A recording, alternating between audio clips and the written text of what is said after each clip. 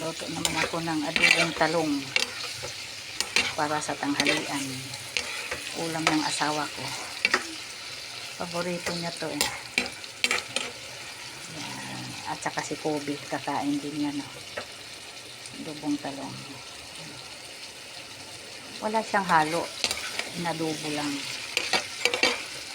Liit-liit, pagkahiwa, tapos inadobo. Lagyan mo lang toyo, tapos magic sarap, konting patis. Yan na siya. Simpleng ano lang, toto. Pero ulam na siya. Diba?